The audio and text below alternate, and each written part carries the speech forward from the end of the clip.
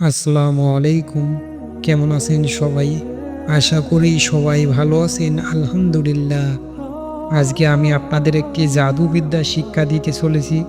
তবে জাদুবিদ্যা বলতে এটা আপনারা আবার কুফরি মনে করেন না, ঠিক আছে? এটা কোনো কুফরি জিনিস না। শুধু আমি একটা আপনাদেরকে ম্যাজিকের মতো একটা জিনিস শিক্ষা দিতে চলেছি। ওই আগেকার দিনে দেখা যেত না যে একটা তান্ত্রিক বা একটা কবিরাজ কোনো পিঠার দিকে তাকিয়ে আছে, সেই পিঠাগুলো নষ্ট হয়ে গেল।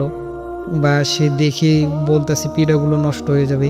দেখা যায় সত্যি, সত্যি পিঠাগুলো নষ্ট হয়ে যায়। সেগুলো আর হয় না। দেখা যায় সিদ্ধ হয় না বা আপনার সেই তেলের পিঠা হলে তেলের পিঠাগুলো ফোলে না বা পুড়ে যায় বা বিভিন্ন মানে এমন হয়ে যায় যে ওগুলা মানে আর খাওয়াই যায় না এরকম।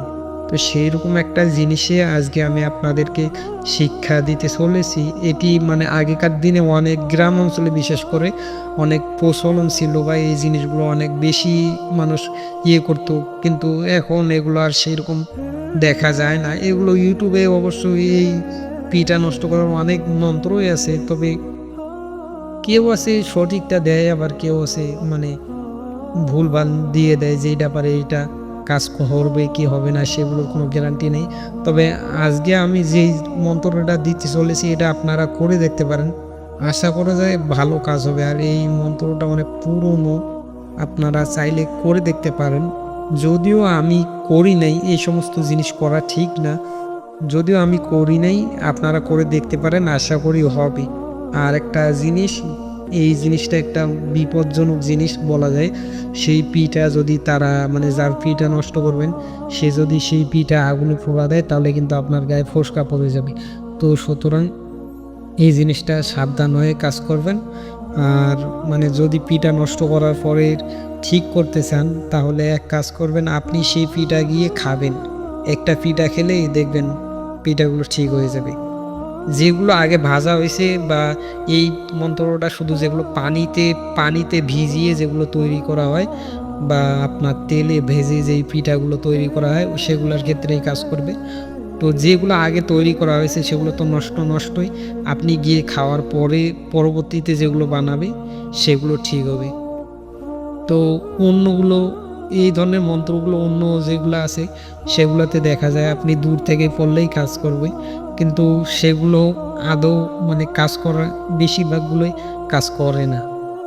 তো আমি যেইটা আপনাদের যে মন্ত্রটা দিব এটা আপনি যেকোনো দিন বা মুখস্থ করতে পারেন বা শনি, মঙ্গলবার পশ্চিম দিকে মুখ করে বসে আপনি ভালোভাবে মন্ত্রটা মুখস্থ করে একবার ১০৮ বার জপ করে নিতে পারেন, তাহলে ভালো কাজ হবে।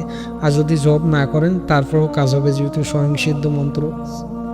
তো আমি বলবো আপনার একটু জপ করে নেবেন, তাহলে ভালো কাজ হবে। পাক পবিত্র অবস্থায় চোখ বন্ধ করে ১০৮ বার জব করে নিবেন, তাহলে আরো ভালো কাজ করবে মুখস্থ করার পরে। পরবর্তীতে আপনি যে পিঠা নষ্ট করতে চান, যে পিঠা নষ্ট করতে চান আপনি সেই পিঠার আঠার মধ্যে, যে আটা দিয়ে পিঠা বানাবে সেই আটার মধ্যে আপনি এই মন্ত্রটা ৭ বার বলে ৭ বার ফু দিবেন। একবার বলবেন, একবার ফু দিবেন। এভাবে ৭ বার বলে ৭ বার ফু দিবেন। তাহলেও নষ্ট হয়ে যাবে পিঠা। আবার দ্বিতীয়ত আপনি যে তেলের মধ্যে পিঠা ভাজবে, সেই তেলের মধ্যেও যদি আপনি পরে ফু দেন তো সেই পিঠা নষ্ট হয়ে যাবে। একই নিয়ম, তেলের মধ্যেও যদি আপনার ৭ বার পরে ৭ বার ফু দেন তাহলে সেই পিঠাও নষ্ট হয়ে যাবে। তো এভাবে খুব সহজে করতে পারেন। আমি বলবো এগুলা করা ঠিক না, মানুষের ক্ষতি করা। এগুলো না করাই ভালো। তবু করে দেখতে পারেন আরকি। অনেকে আছে না বিশ্বাস করে না যে তন্ত্র-মন্ত্র বা আমানিয়ত বলতে কোনো জিনিস আছে। তাদেরকে করে দেখাতে পারেন। পরে আবার ঠিক করে দেবেন। এগুলো শত্রুআমি করে ভাই মানুষ একদিন মন চাইলে হঠাৎ পিঠা বানায় বা অনেক আছে না? তো হঠাৎ করে মানুষ তো আর প্রতিদিন পিঠা বানিয়ে খায় না। হঠাৎ করে একদিন শখের বশে পিঠা বানিয়ে খায়। আপনি সেগুলো যদি নষ্ট করে দেন জিনিসটা খারাপ না? তাই বলি এগুলো না করাই ভালো। তবু দিলাম, চাইলে করতে পারেন। তো আশা করি ভিডিওটা আপনার, জানি এটা সেরকম কোনো কাজের না বা কাজে লাগবে না। তো তারপরেও যদি ভিডিওটা ভালো লাগে তো দেখার জন্য অসংখ্য ধন্যবাদ। আসসালামু আলাইকুম ওয়া রাহমাতুল্লাহি ওয়া বারাকাতুহু।